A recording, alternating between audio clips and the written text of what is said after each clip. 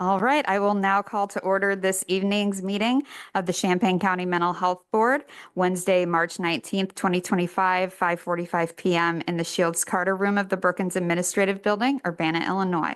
Can I get a roll call, please? I will do the roll call while Stephanie, she says she's very confident about that one, but let's give her a chance. Okay. Chris Miner. Here. Tony Nichols. Here. Joe Omosage. Here. Elaine Palencia. Here. Happy birthday. Kyle Patterson. Emily Rodriguez. Here. Jane Sprandel. Here. John Paul Joachim. And Molly McClay. Here. All right, we have a quorum, so we can move on to our next item, which is to approve the agenda on page 1 of your packet. Any discussions or motions regarding the agenda?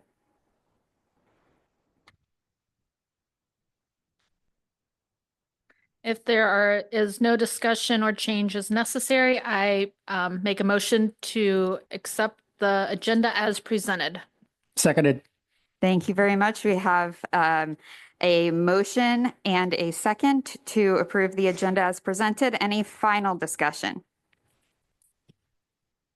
Seeing none, all those in favor of approving the agenda as presented, say aye. Aye. All those opposed, same sign. The ayes have it. The agenda is approved. Next, we will move to the MHB and DDB schedules and an updated MHB timeline on pages 3 through 7 of your packet. No action needed, but just a reminder that we will not be having the joint study session with the Developmental Disabilities Board next week. That was canceled at our last meeting. Any questions or discussion?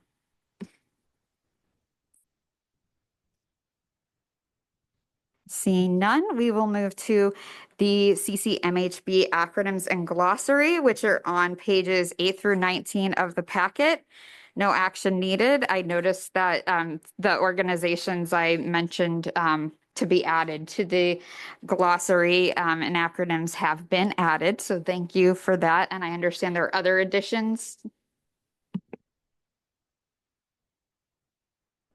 Leon and I found a couple of other things to add when you asked to add those. And now as we go through applications, we're running into acronyms that might be missing from this, but I think this has got everything. So if you, in your review of applications, find a strange new acronym, please let us know because we can always update this. That is very good to know. Thank you very much. Any discussion on this item? All right, seeing none, we will next move to public participation, agency input. And on the second page of the agenda, there's a little more information about that. I will read it since some of it is newer. So public input can always be given at our meetings at this point in the meeting and later on in the meeting at a designated spot. You can give it in person by approaching the podium or filling out a little slip. We can call your name. You can also give public input virtually by raising your hand in the Zoom or putting a note in the chat that you'd like to speak. I do reserve the right to limit individual time to 5 minutes and total time to 20 minutes. All feedback is welcome. The board cannot respond directly, but we may use input to inform future actions. And just another note, I'll make this reminder for the next couple meetings, but agency representatives and others providing input which may impact board actions should be aware of the Illinois Lobbyist Registration Act 25 ILCS 170/1 and take appropriate steps to be in compliance with the act. With that, does anyone in person or online have any public comment that you'd like to give?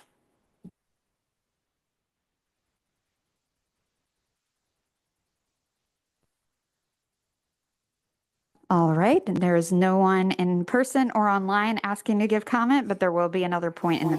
Yes, Carrie from Grove in Illinois has something online. All right, it would be Carrie. Chair. I just wanted to make an announcement that Grow has started a new peer-to-peer group at the U of I on campus on Thursday evenings for 18 to 25. It's predominantly for the students that attend there. So if you work with them at all, please let them know about that new group. It's on Thursday evenings at 6 o'clock at the McKinley Foundation. All right, thank you very much. Anyone else want to make a comment?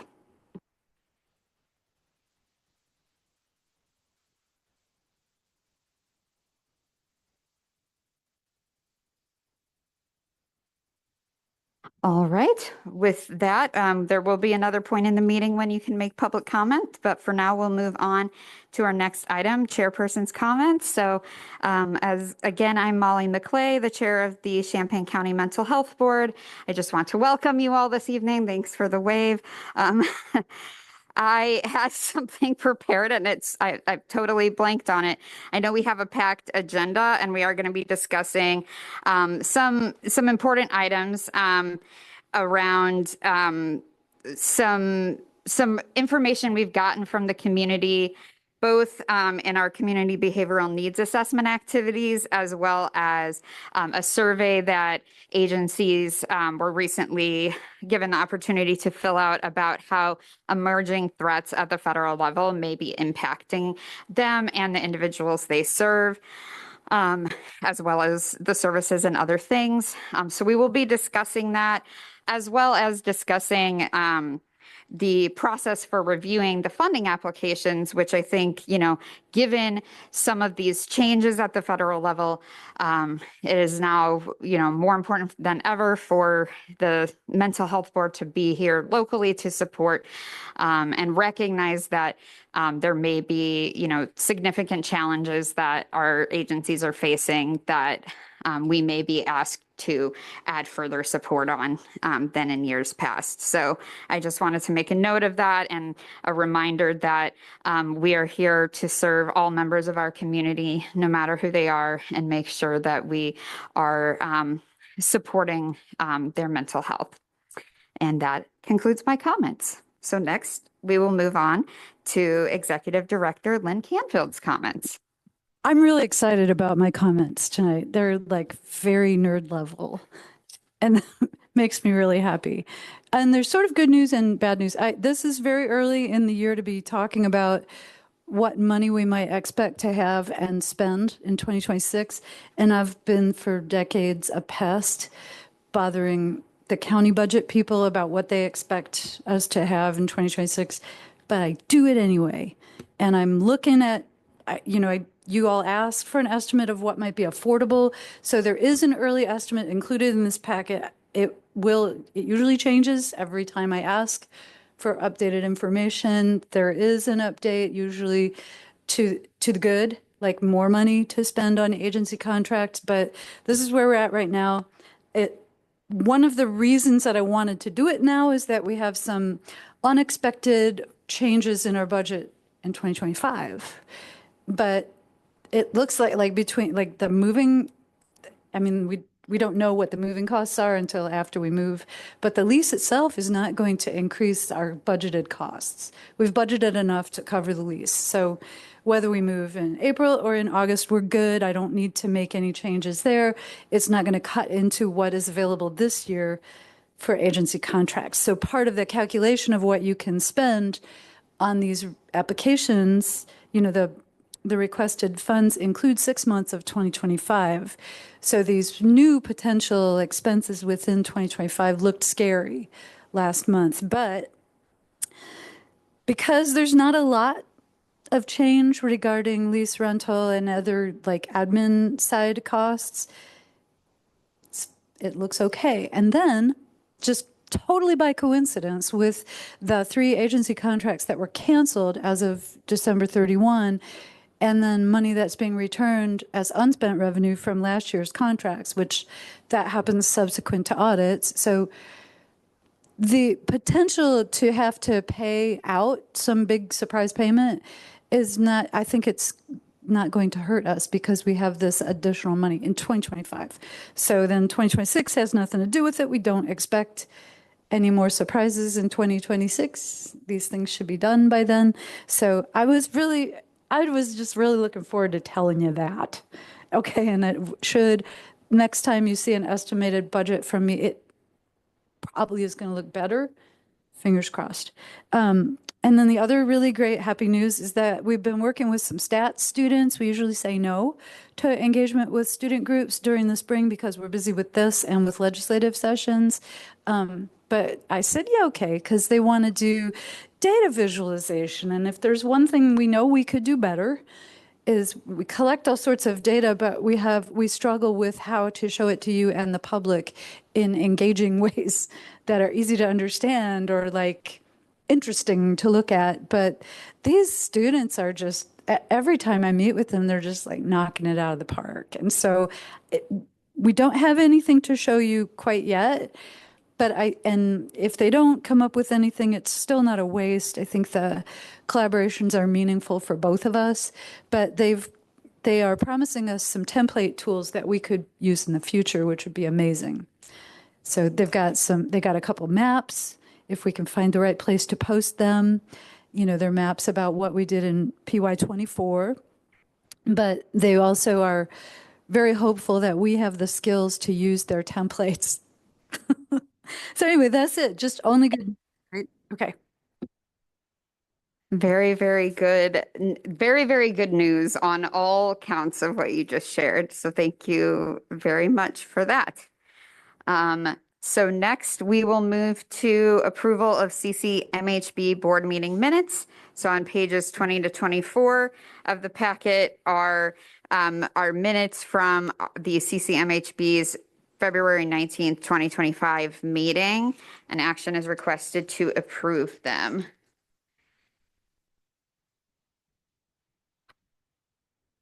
And I had inquired about a question about them that I believe is probably resolved. She said she was very careful about that motion. Okay. I just checked on it. I listened to the recording. That is the motion that was voted on.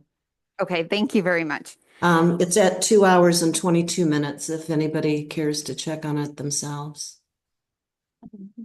Ooh, yes. All right. Thank you very much. Does anybody have any discussion or amendments to suggest to the minutes?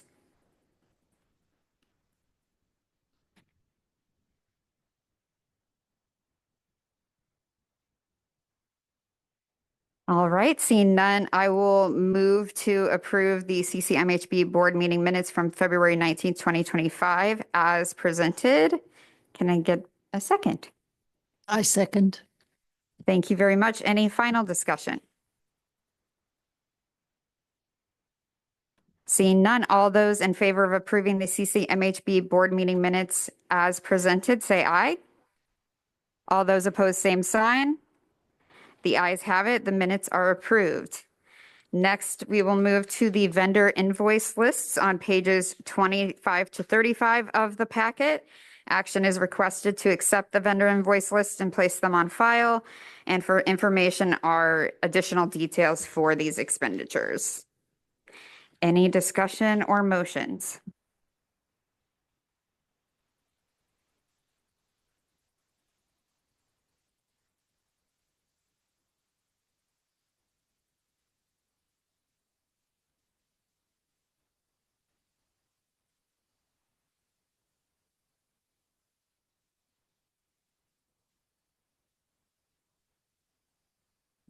If there are no questions or anything that anyone would like to discuss, I'd like to make a motion to approve the meeting minutes from February 19th, 2025 meeting.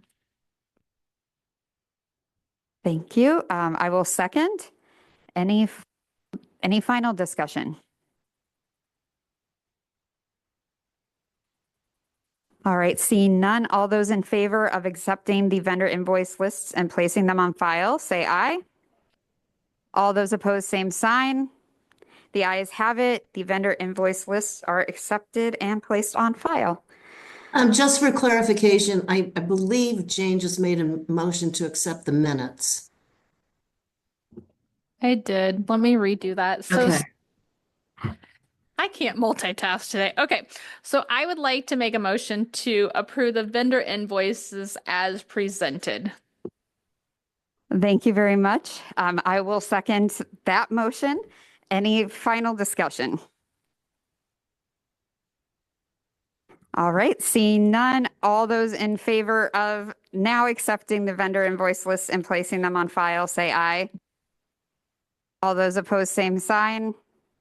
The ayes have it. The vendor invoice lists are officially accepted. And next, we will move on to staff reports, pages 36 through 69 of the packet. And this month, it is one staff report from Lynn Canfield. And other staff reports are deferred due to review of requests for funding. Lynn, do you want to share anything about your report? No, but I want to make a meta observation. I just realized that I really go out of my way to make you miss the other staff reports, right? This is like it was a struggle to get this down to 34 pages. I mean, I edited some things out because people were saying things that might lose them their jobs, but otherwise, it's hard for me to say like which details are not going to be useful to somebody in our world. So I put it all in there. Anyway, that's it. Yeah.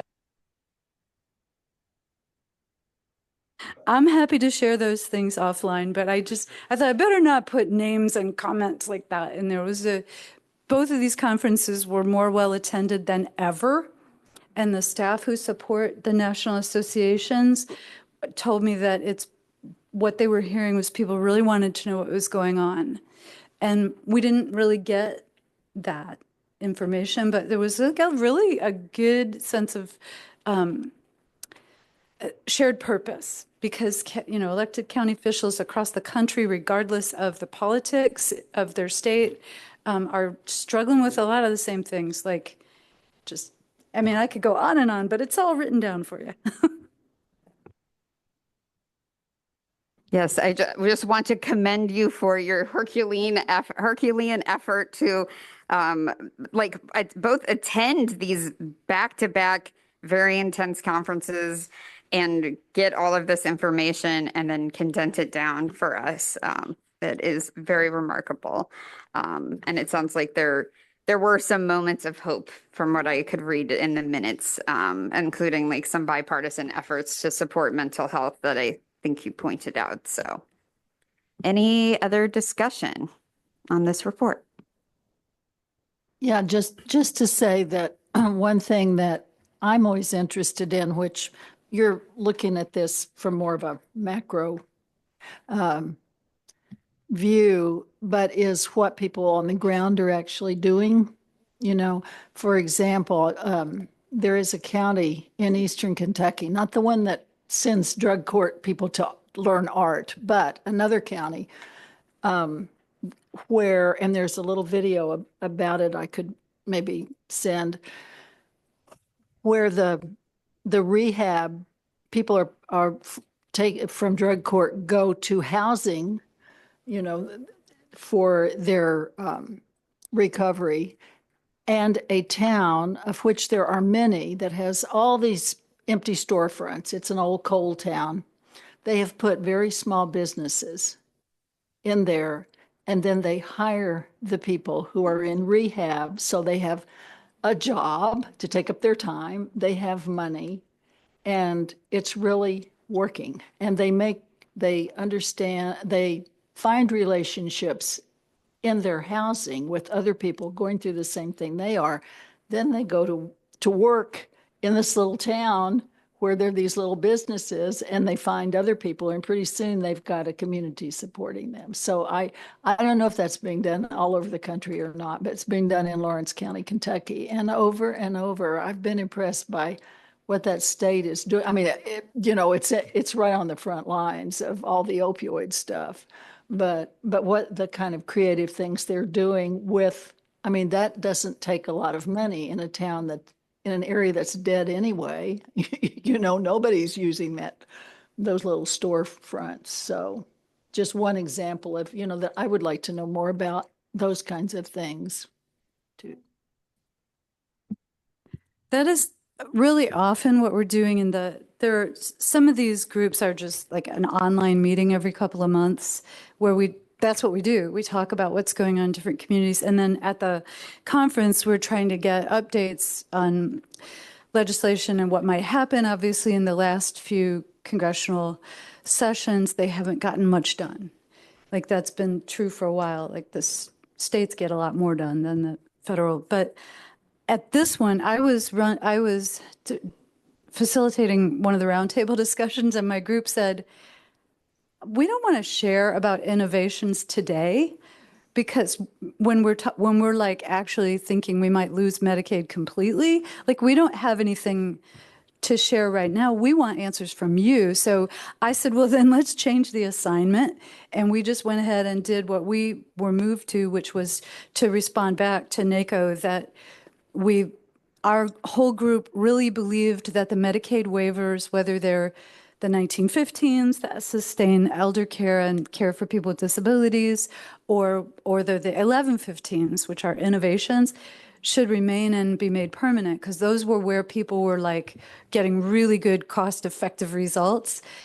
So that was our message back to the group, is like, we, not today for our brilliant, local innovations. Today, we want you to do something for us. So, but normally that is what it is. It's really interesting, and a lot of it arises from the context of a community. Like if they've got nothing but property tax, but they're a tourist town, and all of a sudden, like for example, that was a big issue during COVID. Like people were suddenly accommodating all kinds of permanent residents who were working in their little seaside community where there wasn't enough ambulance or sheriff service and no way to pay for it. So those are where the really interesting ideas come from, out of necessity. So anyway, sorry to ramble, but.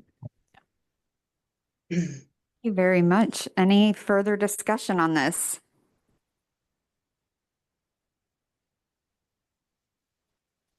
Well, thank you again for attending and for providing all of this information. We can now move on to our first item of new business, which is on the evaluation capacity building project. And information is available on pages 70 to 78 of the packet.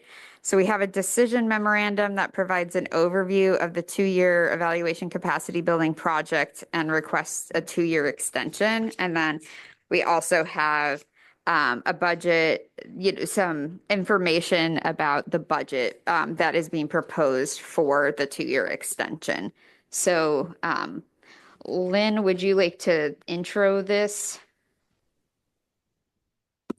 So, right, we did try to give you an update of what the team has done the last 2 years, and the lead of the team, Dr. Dariotis, is here to speak to that. She did provide us with some of this information and links, and we will continue to provide the links in the agenda of future board meetings so that it's easier for folks to look at these tools. And then looking forward, we talked to agencies. We had a brief survey for the agencies to complete for us. It was anonymous, and the responses are summarized in a very short little paragraph here on page 72. Just this is some of the things that people liked.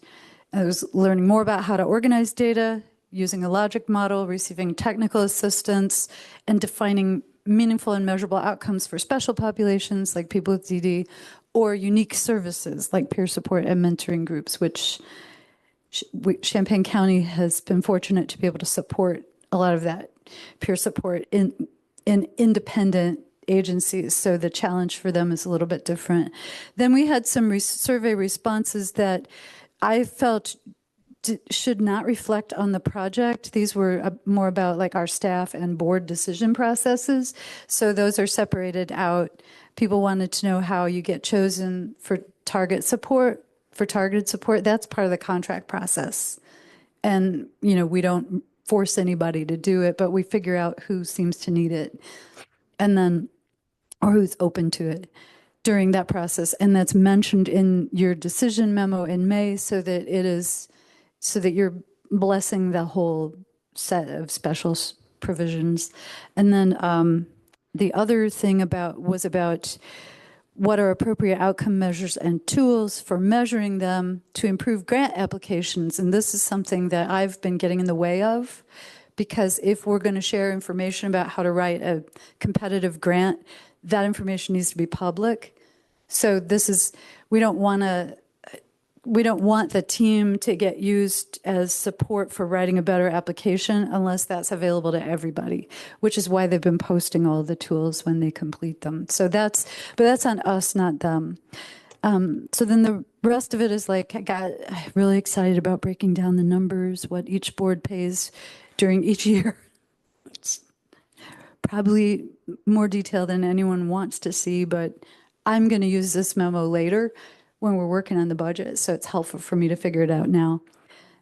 Anyway, so that's it. And then Dr. Dariotis provided us with some budget details and activities for the next 2 years if this is approved. And the final detail is the DD board did approve engaging with you in this. If you don't want to do this, we would take a different proposal back to them next month because they wanted to continue. So, okay. All right. Well, we can go ahead and start the board discussion, and we do have a proposed motion that we can use on page 74, and we can alter that motion as needed. But any comments from board members? And Dr. Dariotis is here to answer questions as well.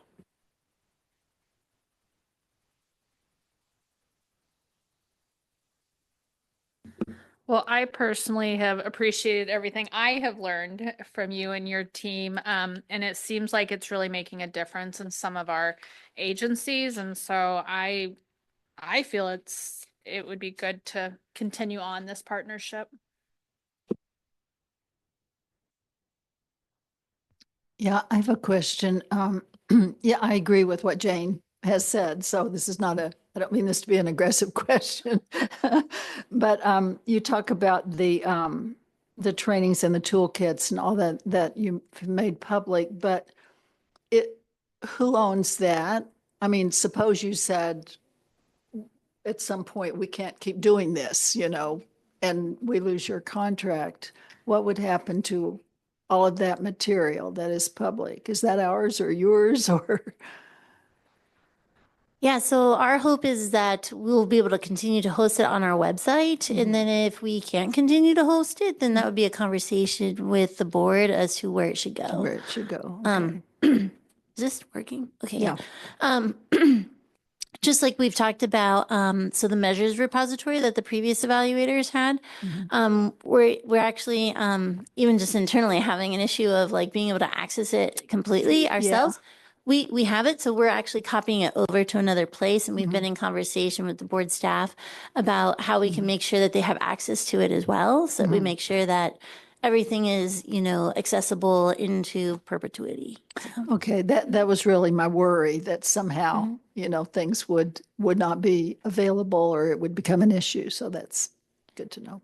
Yeah, we want to give as much access as anyone wants to have, and if it's easier for us to manage it at the moment, but if there were to be a handoff, we would definitely make sure that that happens. Okay, thank you.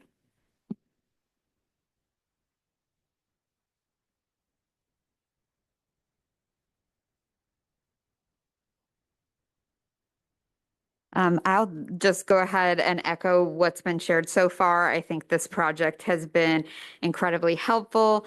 I think that the approach that your team has taken with working with agencies and really inviting their voices into the process and really being focused on empowering them around what are the things that they need, how can the project support that and develop tools that they can utilize to continue to work on evaluation in the future, not just like working on things while they're in direct communication with you, but being able to carry that forward and use these tools for themselves, I think has been incredibly valuable.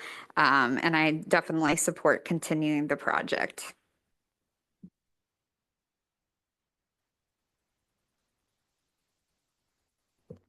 Well, thank you for the positive feedback and for your support and the support of the agencies as well. Any other comments, discussion from the board, and or motions?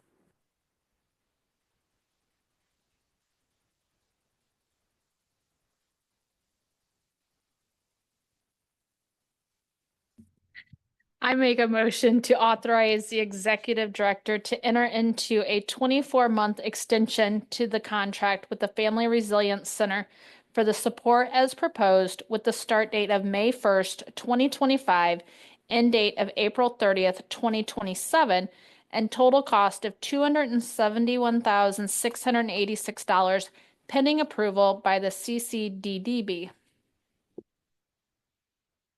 Thank you. Anyone want a second? Seconded. Thank you very much. Any final discussion?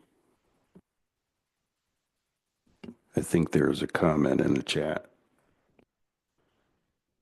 2.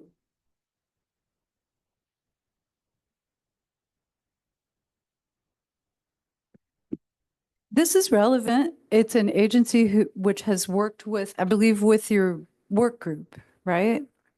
Brenda Eakins from GROW says it's been a great team to work with.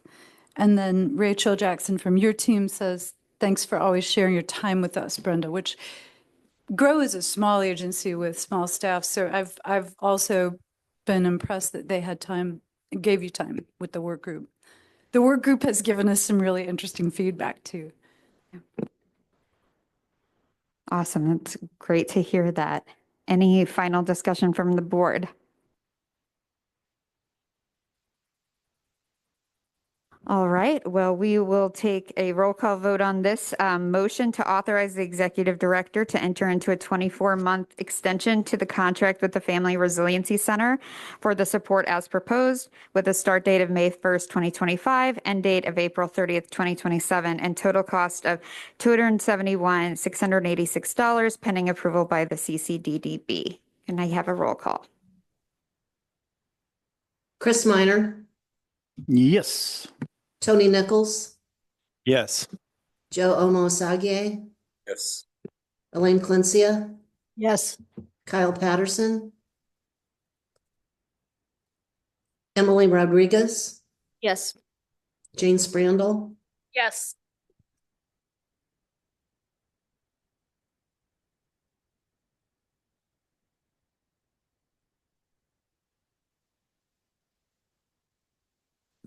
Hey, Stephanie, are you still there? yeah, Got a couple more people. who? Oh, John Paul Joachim, Molly Clay. Yes. All right, with that, the ayes have it, and the motion to authorize us to move into a contract for an extension has been approved. And that is our last item that we have to vote on tonight. So that is very exciting. So next, we will move on to results of a survey on emerging threats, which can be found on pages 79 to 88 of the packet. And I believe, is this for Leon, would you be willing to share more information about that? I'll do my best. So what you have in front of you is basically a cover memo. And based on a survey that we developed, that we administered or issued to the agencies that we fund. And so this memo came from, the threat back in January. And out of that threat, many of our agencies, I shouldn't say many, but some of our agencies had a lot of uncertainty, which caused stress and high anxiety.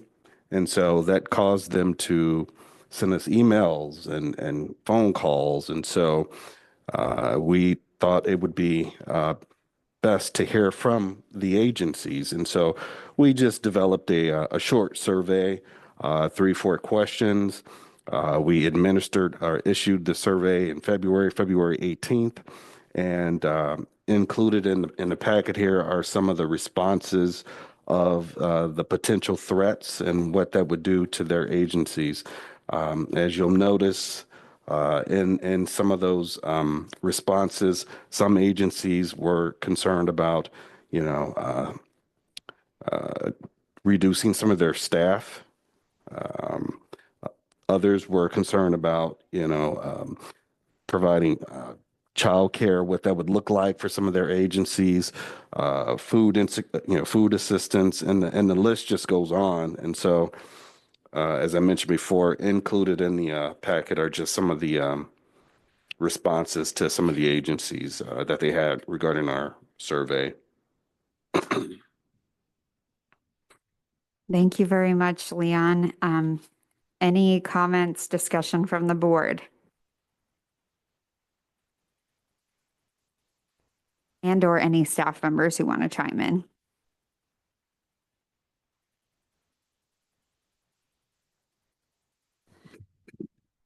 It seems like, the idea to do this came from, this is because of something we did during COVID. We asked you remember, Joe? The agencies they weren't afraid to tell us what they were doing to adjust to the new circumstances. It was really important to them. So we were able to just ask. They sent emails. We put them into memos and shared it. I think we did it 3 times during that first year. And those turned out to be really great documents of how to survive in a surprise like that. And then there were some agencies that really emerged as stars with managing the needs of families and individuals that they served. We knew this time people might not want to give us that information with their name or agency on it. And so we made this survey anonymously, but I think we might have done it too early. I think if we do it again in 6 months after more is understood about state and federal appropriations for the coming year, we'll get probably a lot more detail about what the stresses actually are and how people are dealing with them. We did it. Thank you, Leon, for putting it together and for presenting it. I think if we do it again a little bit later, we might get a lot more responses. I don't know. I don't want to do like we did with COVID. I don't want to ask people to put their name on it or require them to talk about it in their reports to us, because they are always sensitive to how funders see them. So anyway. Yeah, definitely. I mean, I think if you do it even now, I think the results will be a little different, and people would. And I'm glad that also you're not asking for names, because unfortunately, agencies and individuals are feeling a little concerned about putting names in documents such as this. But thank you for doing it. Yeah, thanks. You and Kim did this, and I think that would just keep the structure and do it again. But, we'll see when, we can, it's up to them to put the time into it. So anyway, thank you.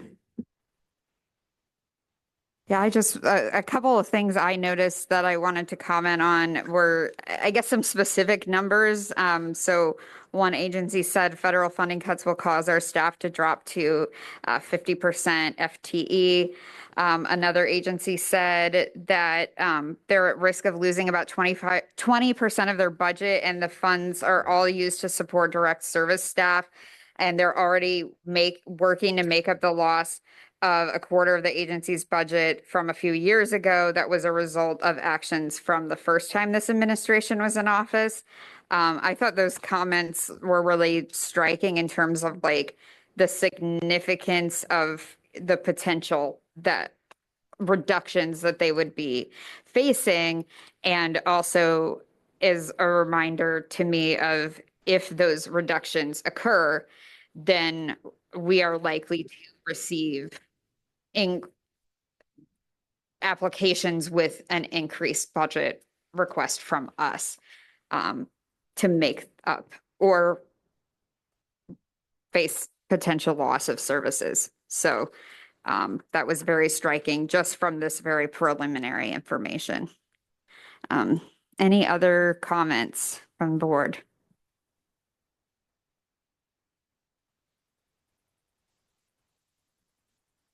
I really think that the uncertainty of the future is what has so many agencies, Americans, you name it, concerned.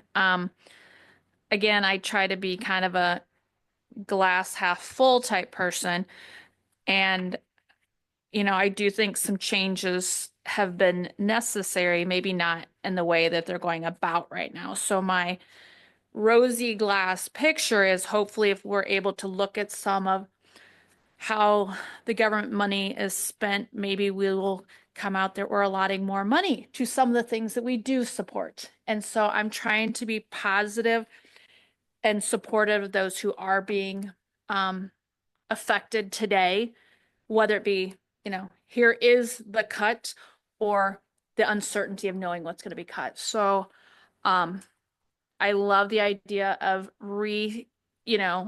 asking folks to do this survey so that we too can help support them, and we feel like we know what they're going through and we hear what they're going through. Because I think it's very important for people to know that we hear what you're saying.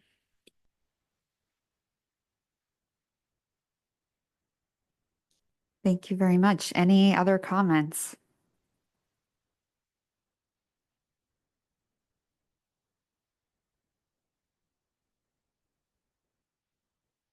All right. Well, seeing none, we will next move on to the next item of new business, which is review of applications for PY 2026 funding. Speaking of funding issues, so there's some information about this on pages 89 through 93 of the packet. It includes a note about changes to application and review processes, a list of applications with board reviewers, and a checklist for optional board use that you can use as you're reviewing applications. And I don't know, Lynn and I maybe will tag team discussing this because I guess is a brief introduction. Last fall, Lynn and I met with each board member to ask some questions about their perspectives on the processes that we have used in the past, anything from application questions, staff processes, program summaries, and going all the way to the way the board reviews applications in our meetings, the way we ask questions of agencies, and things like that. And so the first item on pages 89 through 91 is I asked Lynn to include an email that she sent to me in December because it summarizes many of the changes that were suggested by board members that had already been implemented or things that we might be implementing.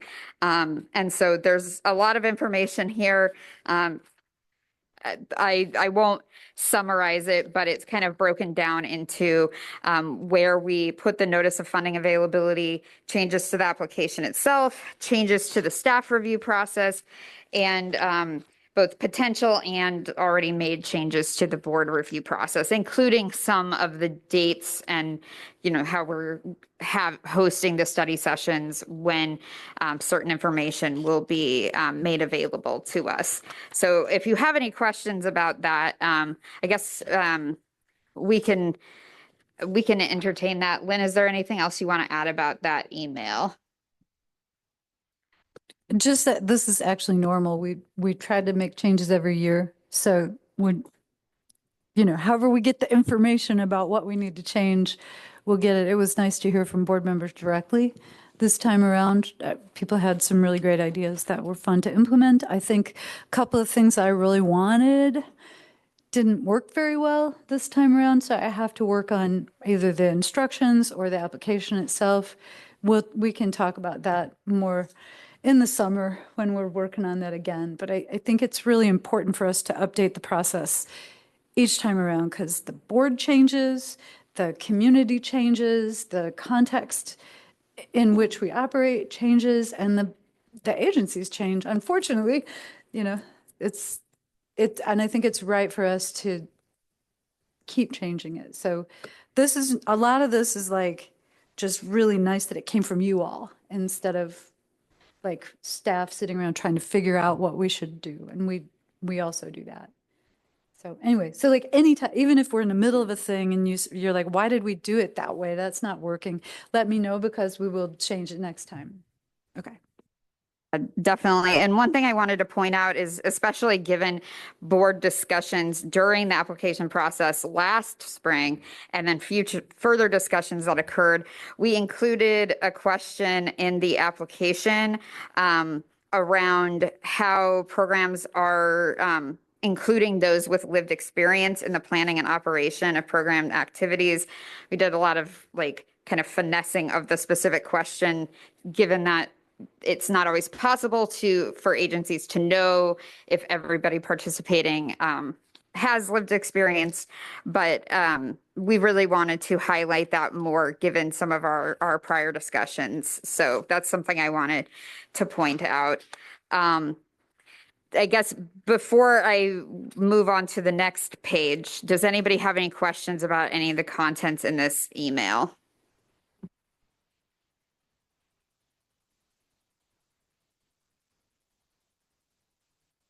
Or comments?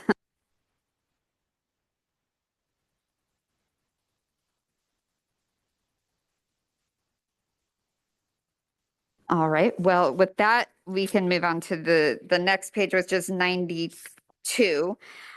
So I guess the next two pages. So we have the list of all of the funding requests, as well as the application review template. This template is something that we've been given in past years, and board members can use this as they wish. You certainly don't have to, but it is here. And then the list of the funding requests for reviewers. At the very end, there's some information about projections for how much we will have available compared to how much is being requested that I might have Lynn give more detail on. But the actual part with the funding request with the reviewers, if you have been on the board for a while, we've had various different processes for how we present the applications in our April meetings and meeting and study session.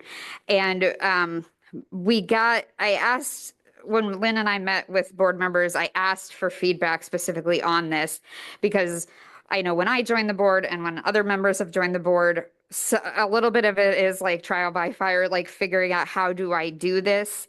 What do I talk about? And recognizing that there's a wealth of experience on our board and that there are variations in the ways that board members wanted to approach this process. So some board members wanted to kind of keep things the same, where every application has a primary and a secondary reviewer. And other board members kind of wanted to look at things differently, where maybe they might take a specific section of applications and be kind of a content expert on the budget or the outcomes or some other area, and wanted to get more of a broad view of all of the applications. So given the variation that we heard, we decided to create reviewer teams. And I promise this will not be the worst group project of all time. We assigned teams based on kind of having someone who's been on the board for a while, someone who's is newer to the board for a variety of experience and perspective, to work together, and each team gets 5 applications. And between the team, you can decide how you want to present them in our meetings. So if you want to do things the exact same that you've always done them, if you've been on the board for a while, you can just divide up those applications. Here's a primary, here's a secondary, and go from there.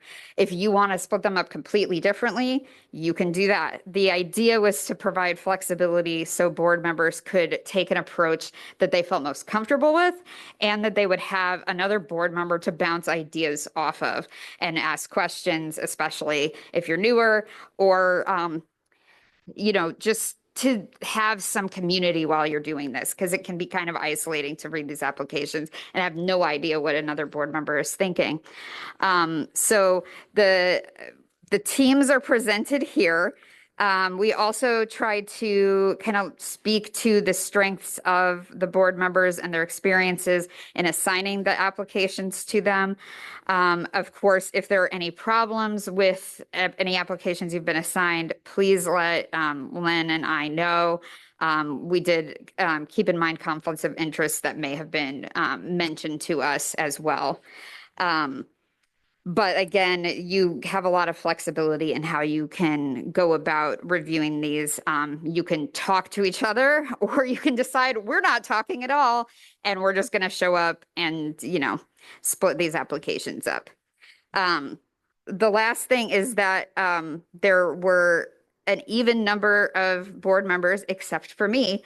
I am going to be providing supplementary review on applications as I chair the meeting, but I did not assign myself to a reviewer team because I thought that my head might explode if I did that. So I will be here to ask questions about all applications so that I don't ramble like I'm doing right now.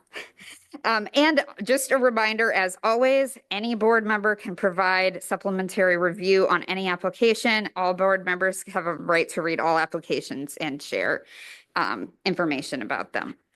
So, and with that, any questions about this or comments? Just a comment, because last year was really tiring, because a lot of people, again, do what you want to do. I'm not the boss here, but there was just too much of okay, well, this organization, and then reads me. I mean, I got the packet. I know how to read. I can do that. And I do. I'm not into 3-hour meetings. I didn't sign up for that, aside from all the other stuff. So yeah, if we can please avoid that, if you do it, I mean, like I said, I ain't your dad, I ain't your boss, do it, but don't. It's just pointless. That reminds me of a point I also wanted to make, which is that one other piece of feedback that we got in this process is to have the staff kick off the application reviews in our meetings by giving a brief summary of the applications. We have designated, I guess, Lynn, do you want to talk about, because a template has been created. Yeah.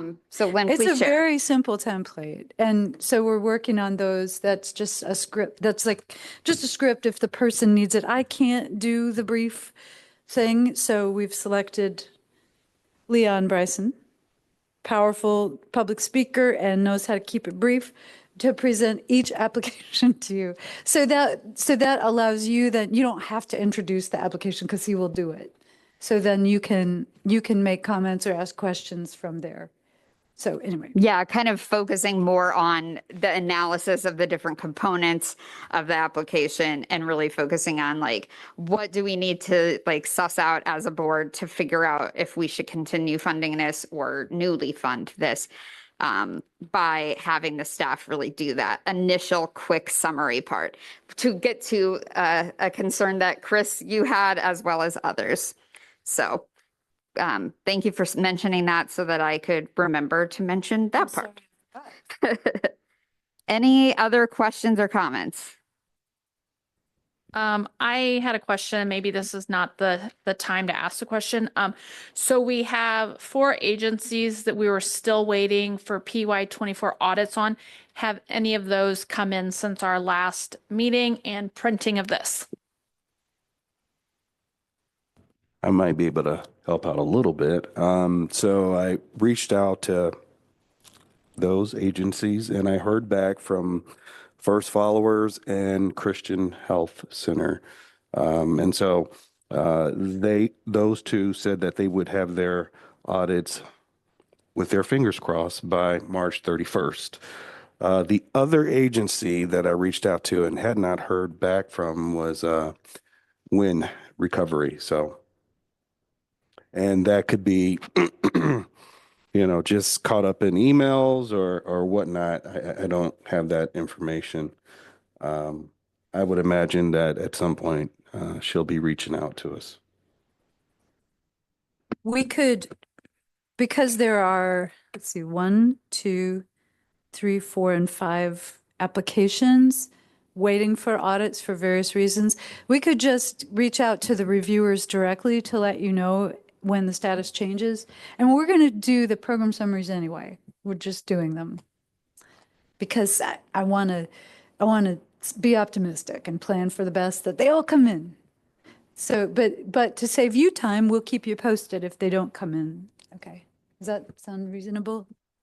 Yeah, definitely. And I believe the other 2 that are missing audits who applied but are not currently funded by us are Immigrant Services of CU and Urbana Neighborhood Connection Center. So those 2 and Win Recovery we discussed last month.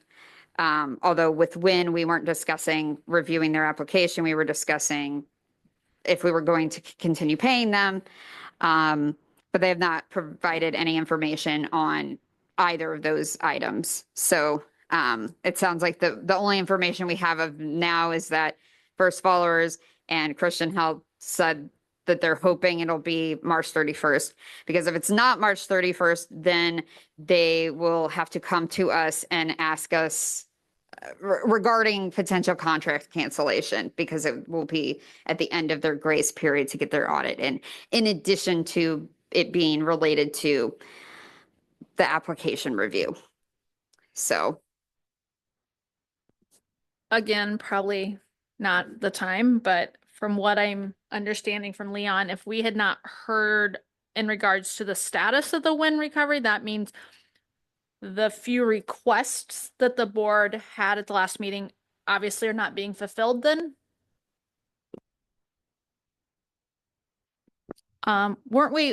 Wasn't it asked that they come to a meeting?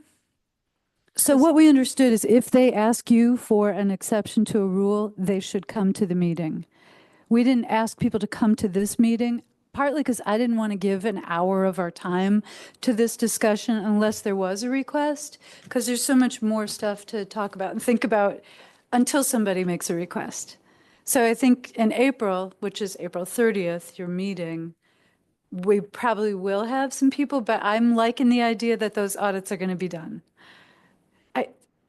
I know, that's okay. You just let me do that.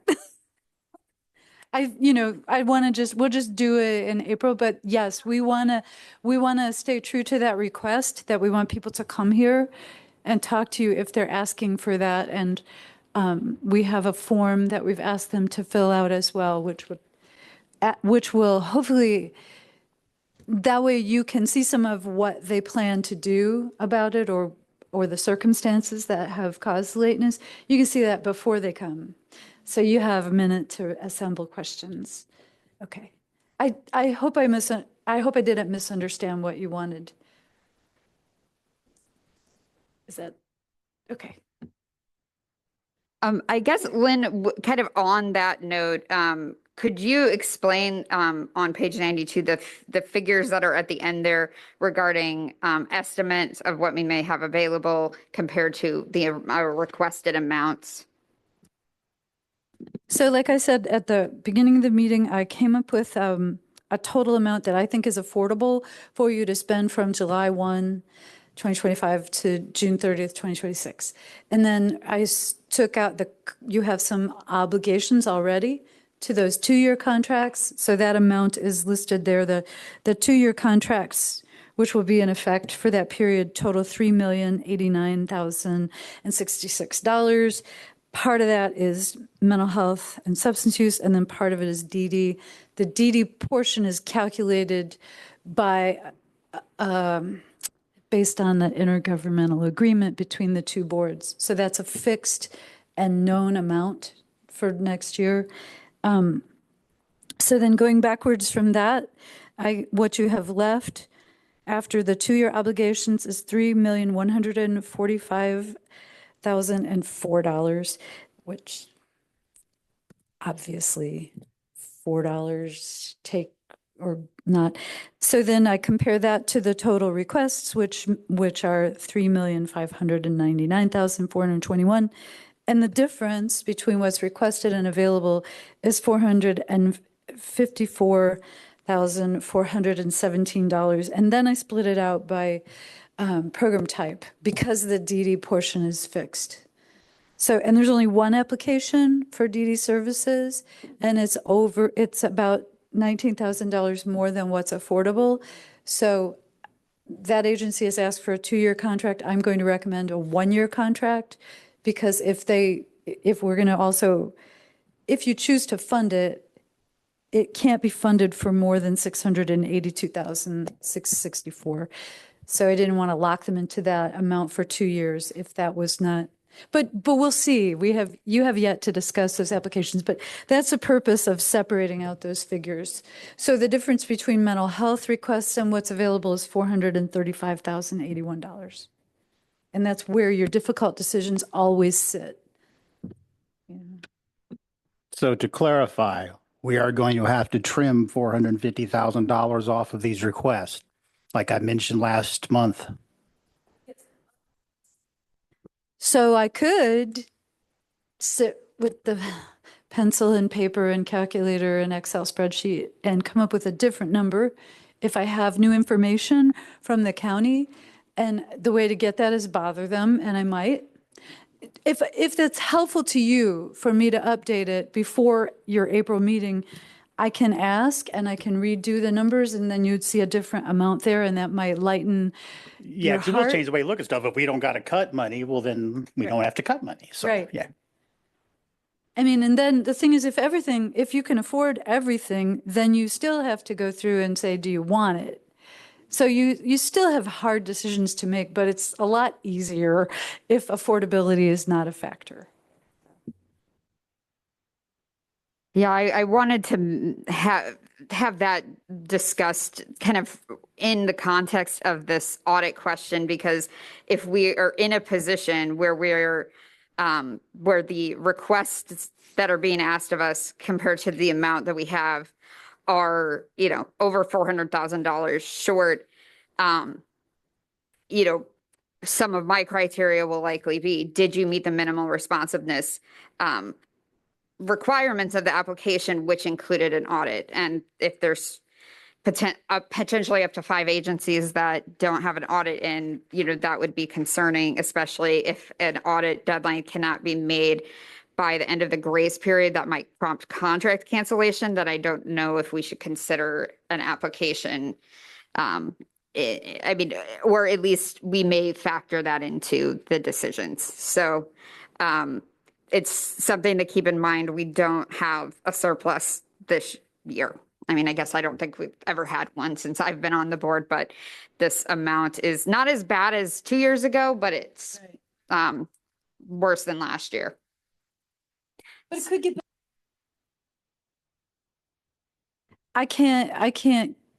I don't feel okay about imaginary budgets. I wait till I get numbers from them and then work with it. So anyway.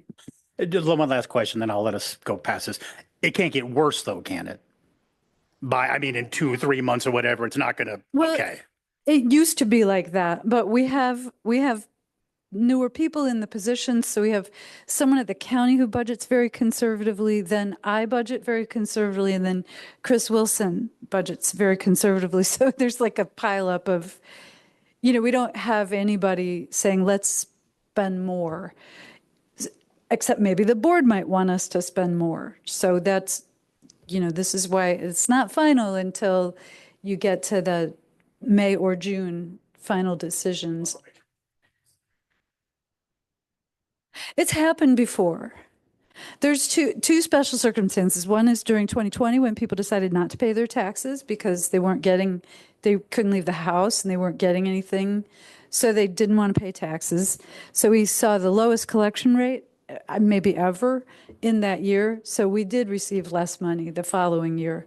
So that was one time. And then 2008, you might remember something really important happened. And so in 2009, our revenue was quite a bit lower than we anticipated. So it does happen. It can happen. It was like millions of dollars less than we expected because of that was a real estate crisis. So property taxes were impacted.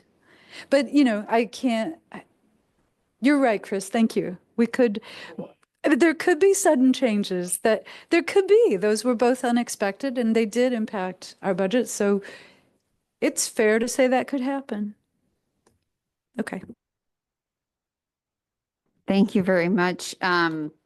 Any other questions or comments from board about any aspect of the application review process?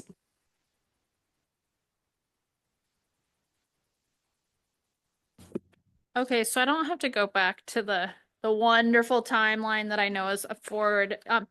When will we as board members get our actual ones that we're reviewing? When? I sent them all on the day after I think it was the day after. The actual applications. I can send them anytime. You also have, I can make paper copies for you if you like. That's not a big deal. There are electronic versions of everything. And there's also, you have access to the online site, which some people prefer to work in there, but you just email me whatever you want. We can do lots of different things to support your review of specific applications. All right. Thank you for that reminder. Like I said, my head is not here today. I got real excited and set them out a little earlier than you probably wanted. The list is here, but yes, there are many ways to get applications, and there'll also be the program summaries that will be available in the packets for April as well. Any last comments?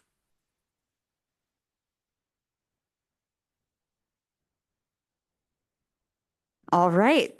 We will next move on to old business. And first item is the community behavioral health needs assessment activities, which are on pages 94 to 118 of the packet. So we have information on community needs assessment activities or results that may support our discussion and planning. And this month, it's a draft of community partner input. No way. I got lucky and I got the final draft, but I forgot to change in the agenda that this is the final draft. So this is going to be discussed in some public meetings coming up. Would you like to share more, full synopsis?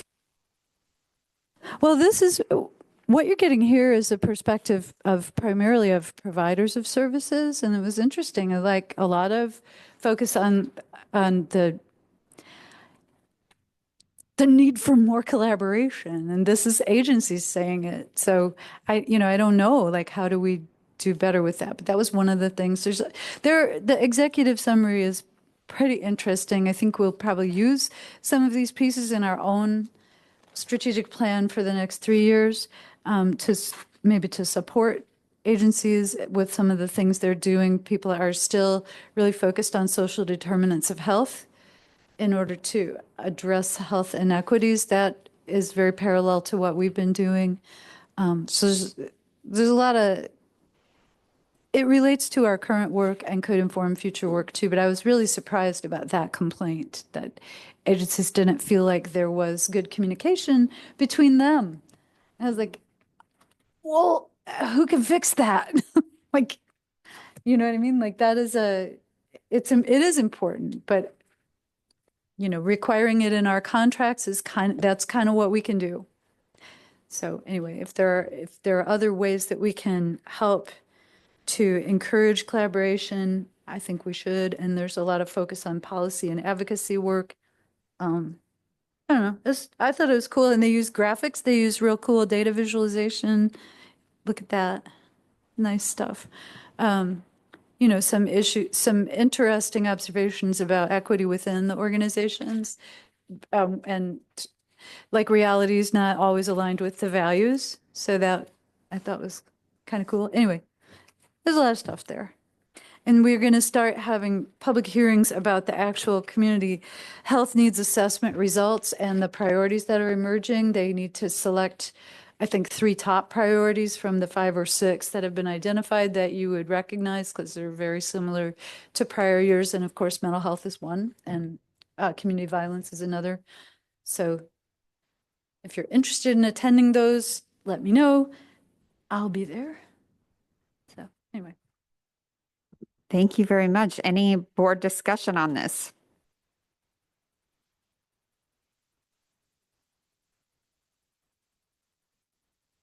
All right, seeing none, we'll next move on to the Disability Resource Expo update.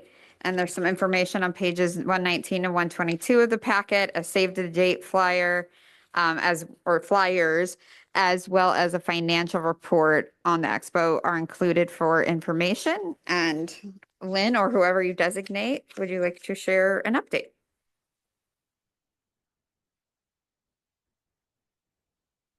I can share a little update. We actually had, I guess, our first overall steering committee meeting on Zoom the other day. Prior to that, a suggestion had been made. You might notice that the save the date looks a little different. Kind of pointing out resources available for all ages. We want you at the expo. Talk about all the accessibility assistance. So we just added a few little things just so people know that everyone is included, everyone is welcome, and we're there to assist everyone, whatever their need might be. So change the save the date a tiny bit, nothing major, not like the date or anything like that. We talked about steering committee members. So if there's anyone who would like to help with the event, and you have a specialty, let me know and I can let them know. We've kind of had a thing where we have a lot of people on the overall steering committee, but only like a few people are able to do some of the tasks. And so it's great to have advice, but we also need people who can say, I will take care of that, rather than our 2 coordinators taking care of everything. We talked about kind of maybe realigning a few of our subcommittees and maybe having a person be the head of that subcommittee and then our coordinators oversee them. That is kind of in the works, but kind of on hold a tiny bit.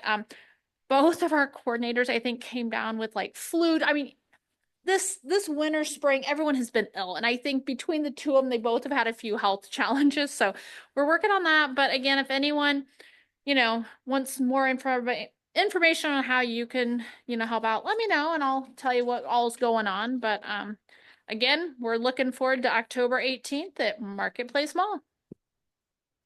Thank you very much for the update. Any discussion or questions? Is there a petting zoo there? In the past, we have had miniature ponies. Let me know if there's miniature ponies this year. I could bring my cat. Is it a certified therapy pet? No. I mean, you can buy those things on Amazon and you can walk it through the Meijer store.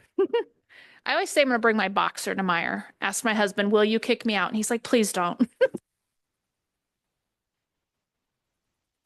We'll always welcome the miniature ponies. Any other comments or questions? All right, seeing none, we will next move on to, we're almost done, the update from the Alliance for Inclusion and Respect. And it says an oral update will be provided. No, we've been very busy.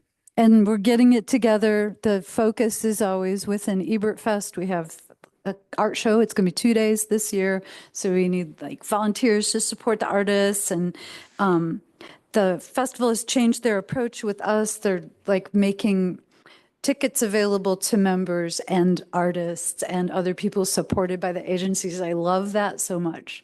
So that's how we're just in the middle of like coordinating all that stuff. I'm supposed to be working on some promotional materials, but I'm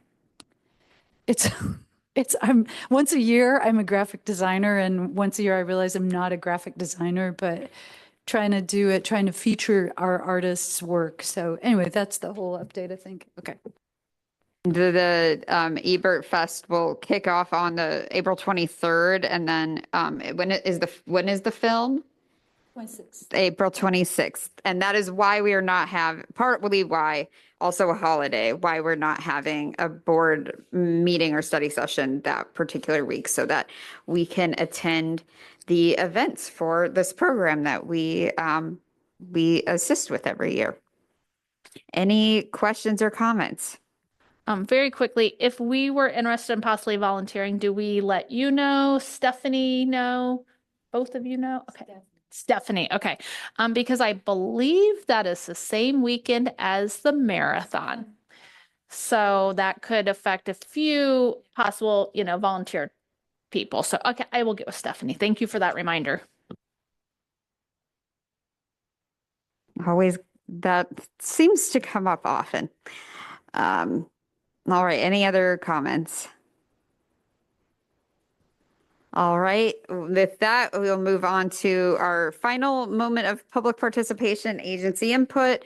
So if anyone in person or online would like to share with the board, I'm going to limit time to 5 minutes per person or 20 minutes total. You could approach the podium or put something in the chat or raise your hand in the Zoom.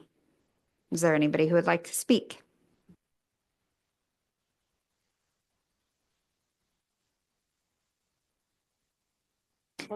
All right, there is no one in person or online who has asked to speak, so we will next move on to board reports. So as always, board members can attend board meetings from agencies as well as other community boards, and there is a chart on page 123 about anybody who is already attending those. If you're interested in getting involved with that, you can speak with Stephanie Howard Gallo. Is there anyone, any board reports to report?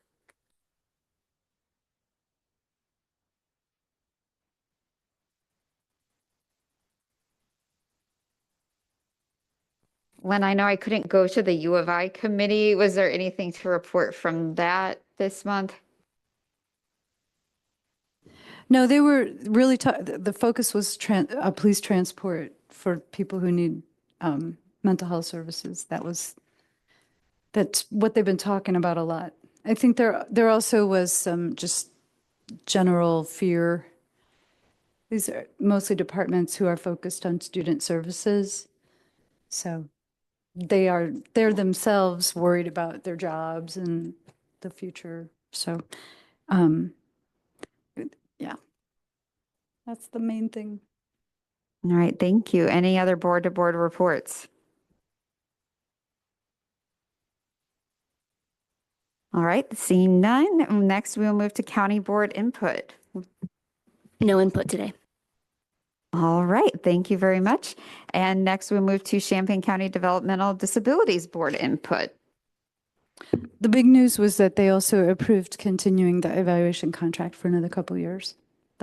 Otherwise, they had kind of a fun meeting today. Are you saying we're not fun?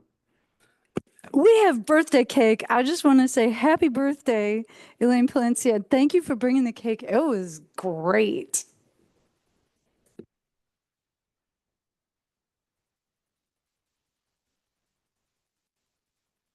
I guess with that, we can move to board announcements and input. We had one announcement being that it is Elaine Palencia's birthday and there is cake. Are there any other board announcements or input? Yeah, me and Miss Molly are speaking in a grad social work class at UIUC on Thursday, and I'm also speaking in a class on Tuesday. Zoom, 6 o'clock. If anyone would be interested, it's a policy class. Hit me up. If not, I'd like to steal the spotlight, so I can definitely do it by myself. Dr. Kingery's social work services policy. I'm like, I don't do policy, but yeah. But I'm going to talk about biases and some of the stuff we discuss here with the organizations. Why am I getting feedback like this? Happy birthday to you. I'm not doing this shit by myself. Okay. I just wanted to add that I believe, yeah, we'll be talking about the mental health board, and then it sounds like you'll be talking about some other stuff too. But are you asking for someone to help out? I mean, you don't got to commit now. Just hit me up if you're interested at all. Very informal. I'm not even doing slides. Molly might do some slides when she comes in, but because my thing is talk about the board. We'll be fun people. I don't know. Here's this. You can read this. Look at this.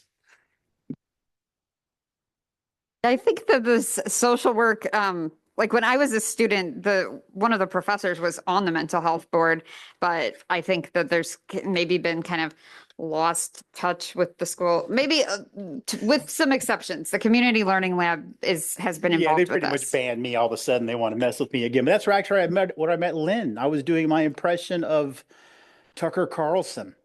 Yeah, great story. You'll hear it someday. All right. Well, thank you very much. Any other board announcements or input?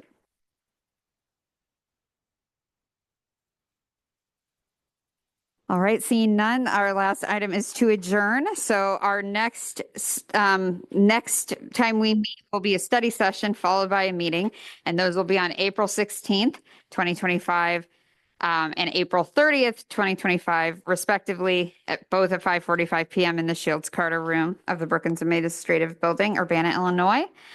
We will be discussing applications.